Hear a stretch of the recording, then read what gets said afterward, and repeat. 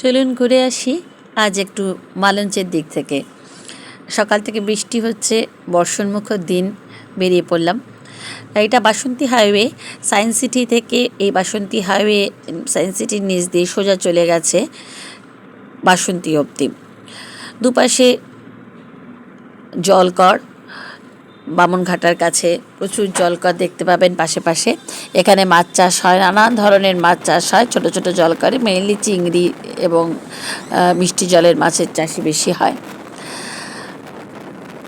এখানকার প্রাকৃতিক সৌন্দর্য খুব সুন্দর হবে, বৃষ্টি হয়েছে তো এখন একেবারে সবুজ চারদিক, আর দূরে দূরে জলকরগুলো দেখা যাচ্ছে।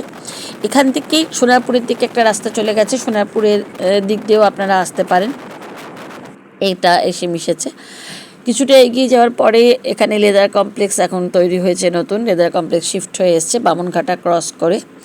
একদিকে লেদার কমপ্লেক্সের ফার্স্ট গেট, তারপরে second gate, third gate cross করে ওটা চলে গেছে ভোজের হাট। আমরা এখন যাচ্ছি লেদার কমপ্লেক্সের সামনে দিয়ে। একদম সোজা এখান থেকে প্রায় 80 কিলোমিটার মতন গেলে আমরা পৌঁছে যাব বাসন্তী। এইটা হচ্ছে লেদার কমপ্লেক্সের থার্ড গেট। সবাই চলেছেন কাজে, প্রচুর মানুষ আসেন এখানে কাজে নানান প্রান্ত থেকে।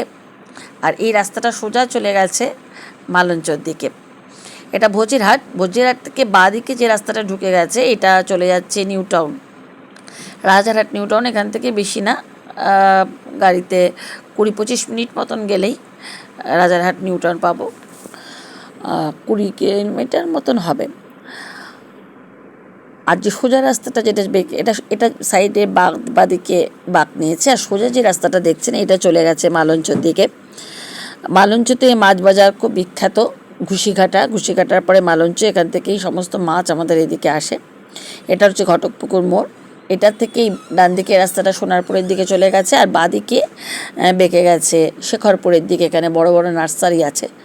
আর সোজা চলে গেছে মালঞ্চ যেতে গেলে আমাদের সোজা এগিয়ে যেতে হবে, আরেকদিন আমরা ঘুরতে যাব সেদিকে।